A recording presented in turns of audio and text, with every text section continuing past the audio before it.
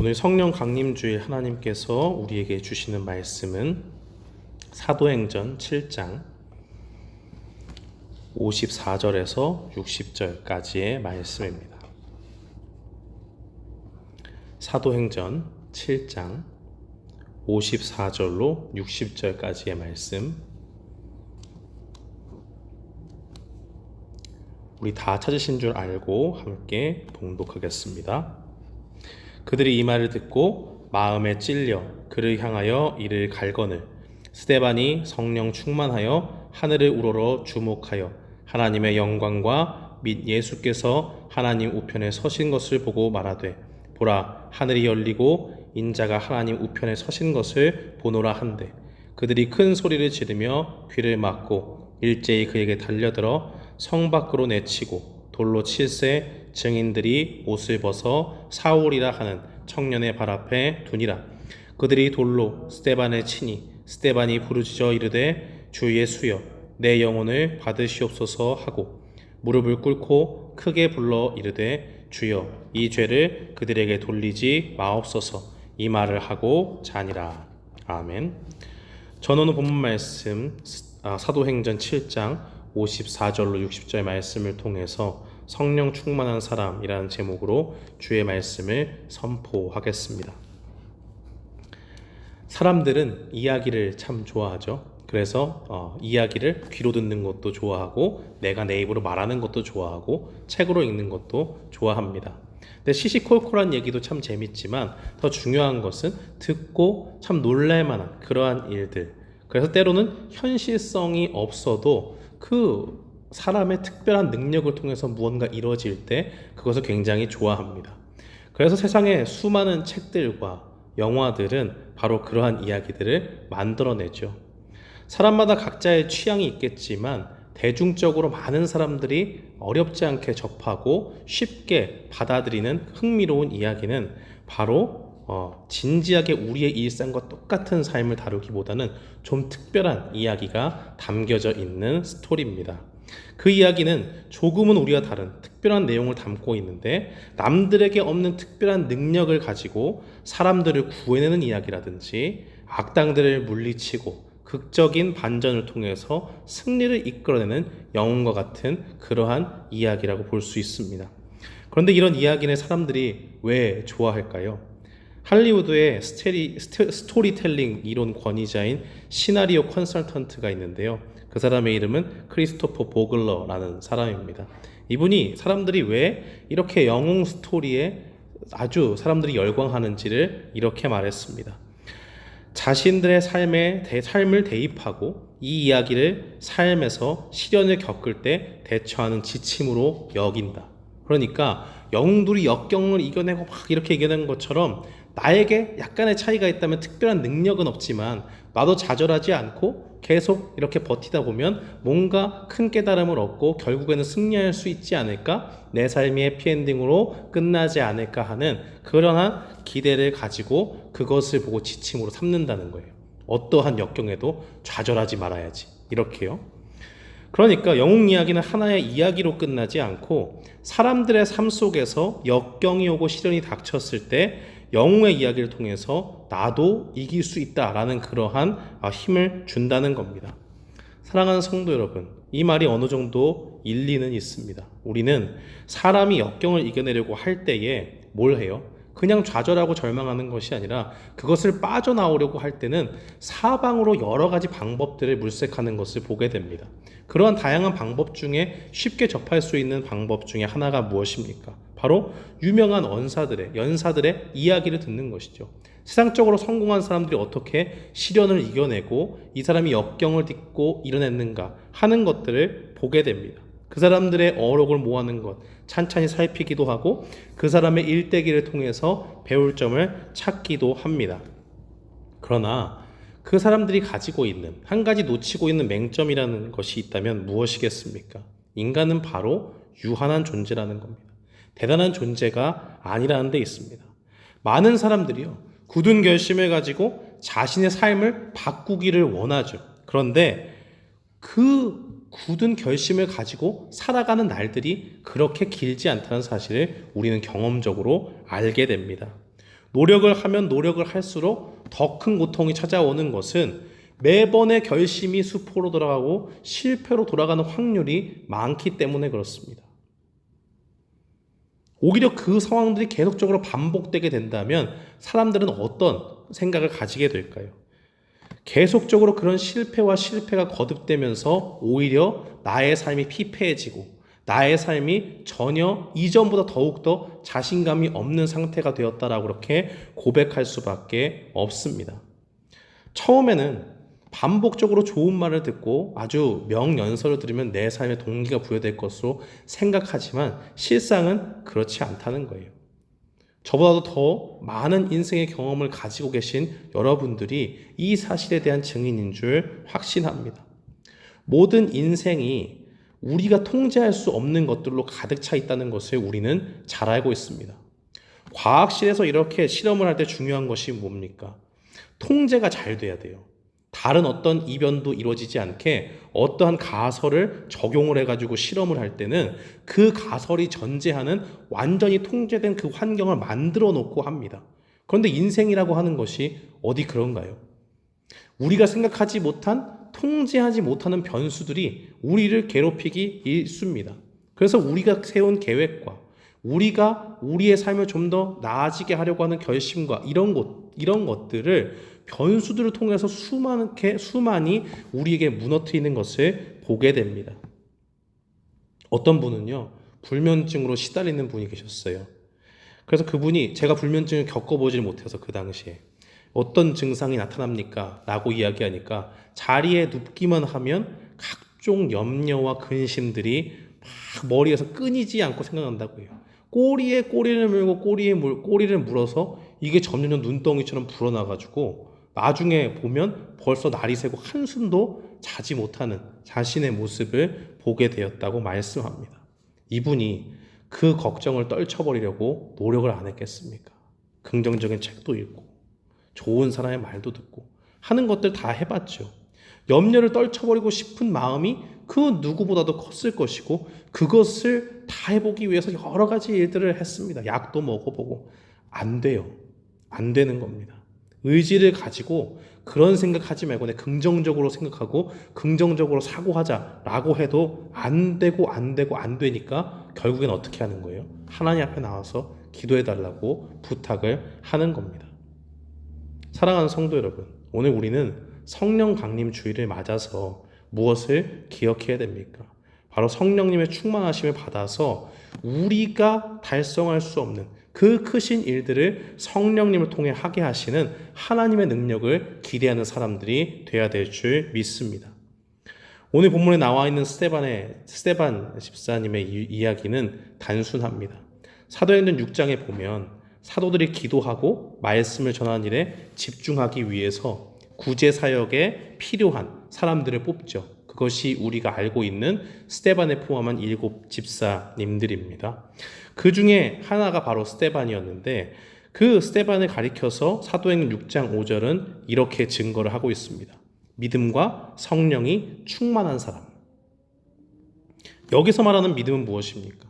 교회라는 공동체 안에서 많은 단순한 사람들이 인간적으로 저 사람은 실력이 있어, 일을 잘하네 하고 신임하는 그런 믿음이 아니죠. 영적인 믿음을 가리키는 거예요. 영적인 믿음이란 무엇입니까? 하나님이 살아계시고 우리를 위해서 구원자 예수님께서 지금도 우리를 통치하신다라는 그 믿음을 가지고 있는 겁니다. 그 예수님을 믿어야지 구원을 얻고 지금도 그 살아계신 주님께서 나의 삶을 이끄신다는 확신을 말하는 거예요. 그런데 그런 믿음은 어디서 오게 됩니까? 우리가 열심히 주님을 믿어야지 하는 그 열심 가운데 우리 스스로의 힘과 능력을 얻을 수 있는 게 아닙니다.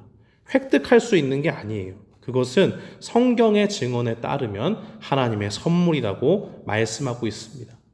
그래서 에베소서 2장 8절은 증거하기를 너희는 그 은혜에 의하여 믿음으로 말미암아 구원을 받았으니 이것은 너희에게 난 것이 아니요 하나님의 선물이라 라고 그렇게 말씀합니다. 믿음은 하나님의 선물이다 라고 그렇게 이야기하죠. 이 말은 우리의 자격이나 공로가 있어서 하나님이 믿음을 주신 것이 아니라는 겁니다. 믿음이라고 하는 것이 우리는 부족하고 자격이 없지만 죄인을 사랑하시는 하나님의 능력 가운데서 우리에게 거저 주어졌다라는 것을 말합니다. 그런데 스데반에게 믿음과 성령이 충만했다라고 말하는 것은 어떤 의미입니까? 하나님께서 이미 예수님을 믿는 믿음을 주셨잖아요. 근데 우리가 믿음을 얘기할 때 칼빈에 의하면 세 단계로 이 믿음의 단계를 구분지어서 이야기했던 것 기억하실 겁니다. 첫 번째가 뭐예요? 지식. 하나님의 말씀을 그냥 아는 겁니다. 아, 이런 말씀이 있구나. 그래서 그게 기반이 되니까 우리가 하나님의 말씀을 열심히 읽죠. 그 말씀을 알아야지 하나님의 뜻을 알 수 있으니까. 그게 믿음의 첫 번째 단계라고 얘기합니다. 두 번째 단계는 무엇입니까? 그 지식을 기반으로 단순히 동의하는 거예요. 아, 그래. 옛날에는 초대교회에 이런 일이 있었구나. 구약에 이런 일들이 있었구나. 그래, 그렇게 하나님께서 역사하실 수 있지. 어떤 느낌이 드세요? 이 사람이 확실히 믿고 있습니까? 그렇기보다는 아, 그래, 그런 일은 뭐 가능하다라고 하는 이해 정도예요. 단순히 그 믿음에 동의하는 겁니다. 그런데 믿음의 제일 중요한 세 번째 단계는 무엇입니까? 바로 하나님의 말씀을 지식적으로 아는 것뿐만이 아니라 그 말씀을 또 동의할 뿐만이 아니라 더 나아가서 완전히 확신하는 거예요. 믿음은 확신입니다. 그게 가장 중요한 거예요. 그렇게 생각할 수 있지. 무슨 남 얘기하듯이 얘기하는 것이 아니라 하나님께서 초대교회에 이런 일들을 행하셨어. 성령님을 통해서 크신 역사를 행하셨어. 그렇다면 내 삶에도 지금 일하실 수 있구나라는 확신을 가지고 나아가는 것이 믿음이라는 겁니다. 그런데 스데반은 성령님의 역사를 통해서 이런 믿음, 확신을 가지고 있는 믿음을 소유했습니다. 하나님이 하시는 모든 일들을 제한 없이 믿었고 그래서 성령님이 스데반을 사로잡아서 풍성한 은사들을 주셨다고 말하는 거예요. 그가 세워진 본래의 목적, 교회에 구제할 사람들이 많으니까 그 구제에 필요한 모든 은사를 주셨던 겁니다. 그것은 무엇으로 우리가 볼 수 있을까요? 은사 그러면 우리랑은 조금 멀게 생각하잖아요. 어떻게 생각합니까? 뭐 방언도 있고 통변도 있고 병 고치는 은사도 있고 뭐 이렇게 좀 뭔가 대단한 것처럼 이렇게 화려한 것을 생각하지만 사실은 아주 세밀하게 하나님이 주시는 그 은사의 모습들이 다양하다는 것을 우리는 깨달아야 됩니다. 스데반이 구제에 필요한 그 은사들을 받았을 때 무엇을 받았을까요? 초대교회는 모든 재산을 모아서 함께 나눴잖아요.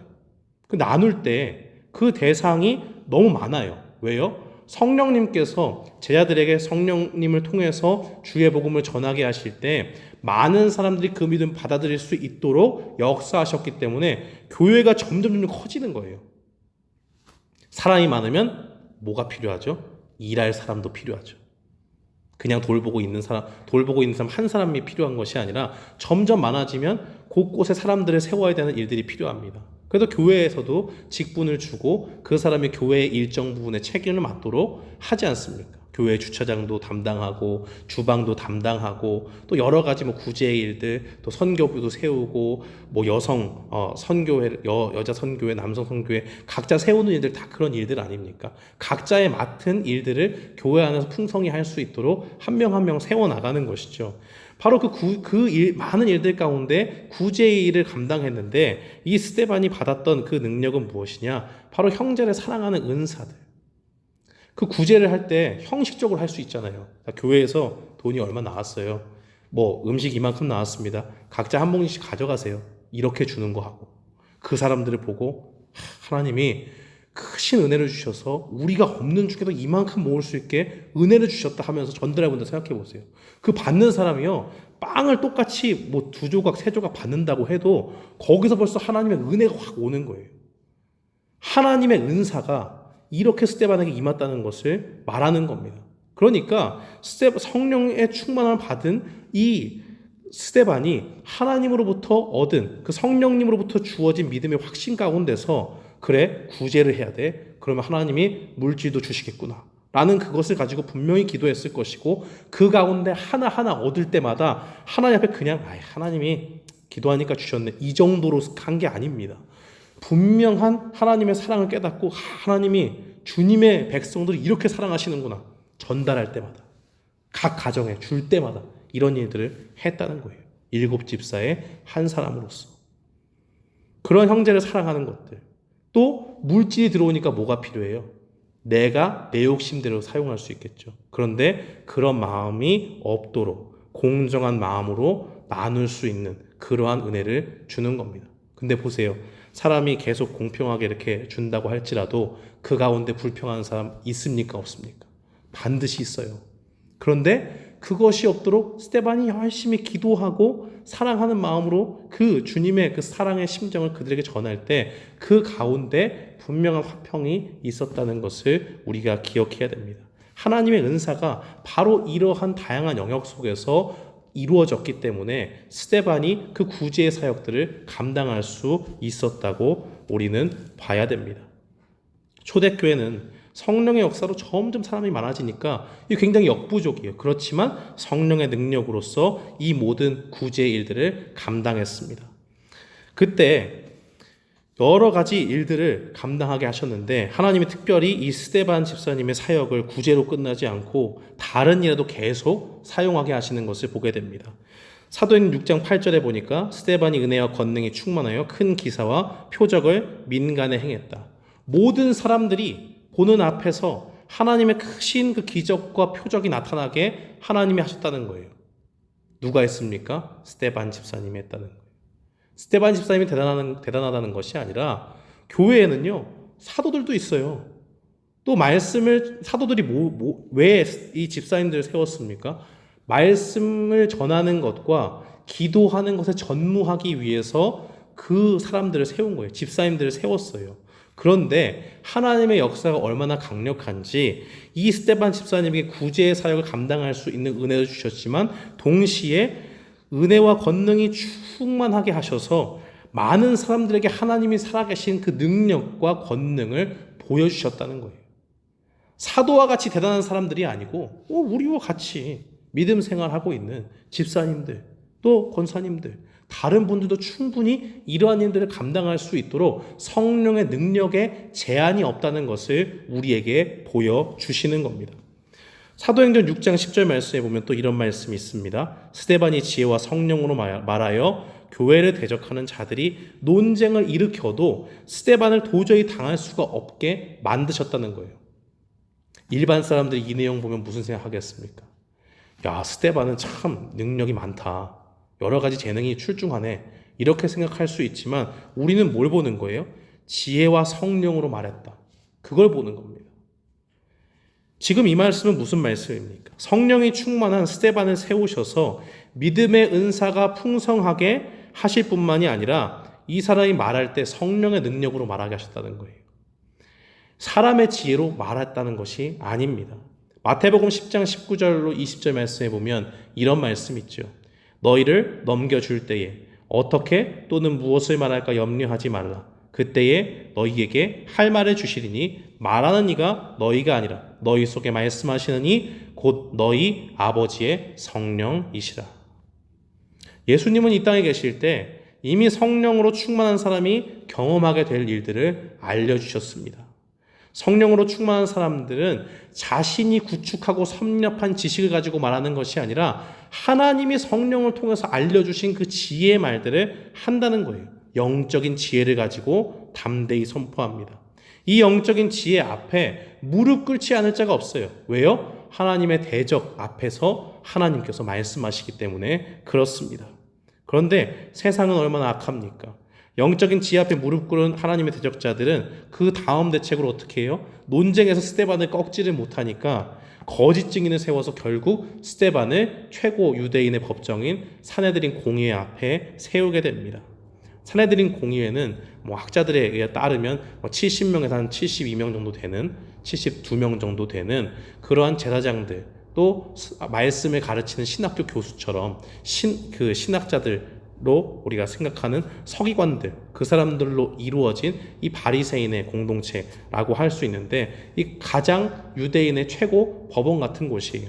그곳에서 종교의 생활에 대해서 재판을 하게 되는데 스데반을 그리로 대적자들이 끌고 갑니다. 근데 스데반은 그때도 별로 두려워하지 않아요. 사도행전 6장 15절 말씀에 보니까 그를 쳐다보는 공의의 사람들이 스데반을 볼 때 그 얼굴이 천사의 얼굴 같았다라고 그렇게 증거하고 있습니다. 법정에 가면 꼭 죄인이 아니어도 이 일정 부분 주눅이 드는 경우가 있습니다. 그게 뭘까요? 이 검사들이나 판사들이 열심히 막 사람들 취조하듯이 아주 예리하게 질문을 쪼개고 논리적으로 막 이렇게 이끌어 나가잖아요. 자기가 원하는 답변으로 죄인을 죄인으로 만들기 위해서. 그런데 지금 죄인으로 끌고 간 사람이 있으니까 이 스데반이라고 하는 사람은 죄가 없지만은 그곳에서 조금이라도 책을 잡히면 바로 이 사내들인 공의에 의해서 처벌을 받게 돼요. 그러면 누구든지 주눅이 들 수 있지 않습니까? 그런데 주눅 든 게 하나도 없어요. 어떻게 그럴 수 있습니까? 그것은 결국 하나님이 함께 하셔서 두려움의 처지에 놓인 스데반에게 성령의 충만함 가운데 당당함과 평안함을 주셨다. 그렇게 볼 수 있습니다. 이런 스데반은 힘과 권세를 가진 공의원들 앞에서 오랜 역사 가운데 그들에게 드러난 죄를 선포합니다. 하나님이 오랜 기간 주님의 백성들을 인도해 주셨음에도 불구하고 선지자들을 너희가 배척하지 않았느냐라고 그렇게 지적을 합니다. 그들은 메시아, 곧 하나님이 기름 부어서 보내실 그 구원자이신 그 예수님을 예언하고 있는 모세뿐만이 아니라 그를 포함한 모든 선지자들을 배척했습니다. 사도행전 7장 39절에 보면 그러나 우리 조상들은 그의 말을 듣지 않고 오히려 그를 배척하며 이집트로 돌아가려고 했다라고 그렇게 증거하고 있지요. 그리고 마침내 그들은 하나님의 말씀대로 그 앞에 나타난 참된 구원자 예수님마저도 배척했습니다. 사도행전 7장 52절로 53절 말씀해 보니까 너희 조상들이 선지자들 중에 누구를 박해하지 아니하였느냐? 의인이 오시리라 예고한 자들을 그들이 죽였고 이제 너희는 그 의인을 잡아준 자요 살인한 자가 되나니 너희는 천사가 전한 율법을 받고도 지키지 아니하였도다 라고 증거합니다. 모세가 하나님으로부터 받은 그 율법의 말씀을 듣고도 전혀 그들은 메시아가 왔음에도 알아보지 못하고 그 메시아가 오겠다 한 사람들마저도 악함 가운데서 배척하는 그러한 죄들을 지었다고 말합니다. 사랑하는 성도 여러분, 그때의 사람들은 이 말을 듣고 죄를 깨달을 수 있는 최고의 기회를 얻었어요. 그렇지만 그 회개의 기회를 발로 차버리고 맙니다. 어떻게 반응합니까? 이를 갈고 분을 내요. 근데 스데반은 성령에 충만하여서 그때에 하늘에 계신 예수님을 바라봤습니다. 핍박을 받는 순간에도 사람들의 위협을 두려워하지 않았습니다. 오히려 눈을 들어 주님을 바라볼 수 있는 믿음을 가졌습니다. 대적자들이 그를 향해서 그냥 말로 위협만 한 것이 아니요 돌로 치면서 그에게 달려들 때에 그는 오히려 주 예수여 내 영혼을 받으시옵소서라고 그렇게 기도합니다. 그리고 원수와도 같은 사람들을 위해서 주여 이 죄를 그들에게 돌리지 마옵소서 기도하고 죽음을 맞이하는 것을 봅니다. 사랑하는 성도 여러분, 오늘 말씀에 나타난 성령 충만한 사람 스데반은 성령 충만함 가운데서 자신의 죽음을 맞이했습니다. 그러나 그가 이 세상에서 죽음 앞에 떨고 두려워하는 사람의 그 죽음의 모습과 완전히 다른 모습을 하고 있죠. 하나님의 사람이었던 스데반은 어떻게 자기가 그 죽는 죽음마저도 하나님 앞에서 온전하게 죽을 수 있었습니까? 그 안에 계신 성령의 능력이 그를 잡아주셨기 때문입니다. 그가 가진 스스로의 뛰어난 능력이 아니라 그와 함께 하신 성령님께서 온전히 그 가운데 충만히 임했기 때문에 그 인생이 끝나는 그 지점까지도 하나님의 그 크신 사랑의 능력으로 그 죽음을 맞이할 수 있었던 것을 봅니다. 이 세상에 특별한 사람으로 살아가려고 사람들은 많은 노력을 하지만 그런 것은 아무런 소용이 없습니다. 하나님께서는 우리를 이미 하나님의 사랑받는 특별한 존재로 부르셨고 우리를 위해서 하늘로 올라가실 때에 우리를 고아처럼 버려두지 않는다 말씀하셨습니다. 대신 예수님과 같이 또 다른 보혜사, 우리를 돕는 자요, 우리를 위로하는 자요, 우리에게 하나님의 말씀을 밝히 알려주실 성령님을 보내준다 말씀하셨습니다. 그렇기 때문에 우리는 이 땅 가운데 특별한 사람이 되기 위해서 다른 방법을 찾는 것이 아니라 하나님의 성령의 충만함을 받는 일들이 필요합니다. 하나님의 능력은 하늘로 올라가신 예수님께서 우리에게 부어주실 때만 가능합니다. 그래서 예수님은 하늘로 올라가실 때에 성령님을 보내주시겠다 약속했고, 그 약속이 이루어진 오순절 성령의 강림 사건을 통해서 교회가 부흥하는 역사가 일어나게 되었습니다. 그리고 오늘 우리가 살펴본 하나님의 말씀 속에서 스데반 집사님을 통해서 일어난 일들은 바로 성령 충만한 사람이 어떤 일들을 경험하는지를 우리에게 밝히 보여줍니다. 성령 충만한 사람은 교회에 필요의 모든 힘을 성령님으로부터 공급받습니다. 그렇기 때문에 교회가 기도하는 공동체가 되는 것은 성령님의 능력을 힘입어서 우리에게 주어진 모든 일들을 감당하게 해야 되는 그러한 사명을 갖고 있기 때문에 바로 주님 앞에 기도하는 겁니다. 자신의 지혜로 말하는 사람이 아니라 성령님이 주시는 지혜로 말하는 사람이 바로 성령에 충만한 사람이요, 하나님이 주시는 풍성한 은사로 인해서 많은 사람들 앞에 주님의 살아계심을 증거하는 그러한 사람이 바로 성령 충만한 사람입니다. 그리고 죽음과도 같은 두려움 속에서도 성령의 충만함을 받고 두려워하지 않는 그 믿음의 확신을 가지고 죽음을 맞이하는 사람, 바로 그러한 사람이 성령 충만한 사람입니다. 그래서 이 성령 충만한 사람이 어떤 은혜를 받는가 우리가 살펴보면, 특별히 오늘 본문 가운데 나타난 그 말씀 속에서 어려움 중에 하나님이 함께 하시는 은혜를 받는다는 것을 기억해야 됩니다. 이것이 첫 번째예요. 성령 충만한 사람은 어떤 은혜를 받는가? 어려움 중에 하나님이 함께 하시는 은혜를 받습니다. 55절에 보니까 스데반이 성령에 충만하여 하늘의 우러러 주목하여 하나님의 영광과 민 예수께서 하나님 우편에 서신 것을 보고, 그는 이 땅 가운데 핍박을 받으면서 아무도 그를 도와줄 사람이 없는 것처럼 여겼을 그러한 두려운 상황 가운데 놓이게 되었습니다. 그러나 스데반은 그 소망이 없는, 그 누구도 붙잡을 수 없는 주변의 상황들 속에서도 온전히 그의 믿음의 눈을 들어서 그 순간에도 나를 붙잡아 주시고 나를 불꽃 같은 눈동자로 지켜보시는 그 살아계신 그리스도께서 주님의 보좌 우편에서 전능하신 능력으로 나를 붙잡아 주시는구나 라는 것을 분명히 보았다는 겁니다.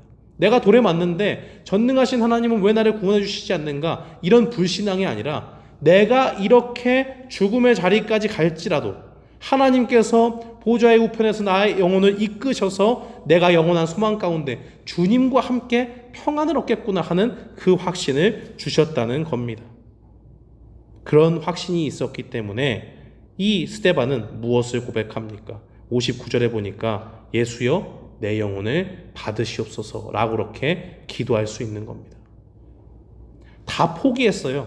살 소망이 끊어졌기 때문에 자포자기하는 마음으로 아유 주님 해도 안 되네요. 이건 뭐 어떻게 할 수가 없습니다. 제가 이제 주님께 갑니다. 이런 고백이 아니에요. 주님 나를 지켜보시고 나와 지금도 함께 하시는 주님께서 성령의 능력으로 나를 이끄시고 주님이 약속하신 그 구원의 능력을 힘입어서 나도 주님과 함께 오늘 천국에 있겠습니다 라는 그런 고백을 가지고 주님 앞에 기도하는 겁니다. 예수여 내 영혼을 받으시옵소서. 드디어 내가 주님이 맡겨주신 사명을 감당하고 주님 앞에 나아갑니다 하는 그 평안함이 그에게 고백되고 있는 겁니다. 그래서 하나님의 그 성령의 충만함을 받은 사람의 은혜는 바로 이러한 위기의 때에 하나님이 주신 평안을 소유하게 됩니다. 세 번째로 우리가 기억해야 될 것은 하나님이 성령 충만한 사람에게 어떤 은혜를 주시는가, 바로 원수를 사랑하는 믿음을 갖게 하십니다. 60절 말씀해 보니까 무릎을 꿇고 크게 불러 이르되 주여 이 죄를 그들에게 돌리지 마옵소서 이 말을 하고 자니라. 잤다는 것은 이제 죽었다는 것이죠. 그런데 중요한 것은 죽을 때에 이를 악물고 내가 이제 가지만은 하나님께서 신원하여 주셔서 나의 억울함들을 아시고 이제 진노의 손길로 너희를 벌하실 것이다. 이게 마지막 기도가 아니었다는 거예요. 원수를 사랑하는 마음으로 뭐라고 얘기합니까? 주여 이 죄를 그들에게 돌리지 마옵소서. 원수를 사랑하는 것은 누구보다도 어렵습니다. 그런데 죽음의 자리에서 자신을 향해서 이를 갈며 달려들며 돌로 치는 자들을 향해서 원수를 사랑하는 마음, 그들에게 죄를 돌리지 않고 그들도 나와 같이 주님을 알게 하시고 하나님의 그 영원한 보좌 가운데 우리를 이끄시 주님을 바라볼 수 있는 믿음을 달라고 끝까지 사랑 가운데 용서하며 그들을 위해 기도했던 것을 보게 됩니다. 사랑하는 성도 여러분, 오늘 성령 강림절에 바로 우리가 이러한 하나님의 은혜를 받기를 소원합니다. 성령 충만한 가운데에 주님을 향한 확신을 가지고 우리를 위해서 보내주신 성령님이 우리와 함께 하시면 사람의 상식으로서는 도저히 할 수 없는 일들도 우리 가운데 충만히 할 수 있는 능력을 주신다는 것을 믿고 성령님의 충만함을 간구하며 나아가는 우리 모두가 되기를 주님의 이름으로 축원합니다. 아멘.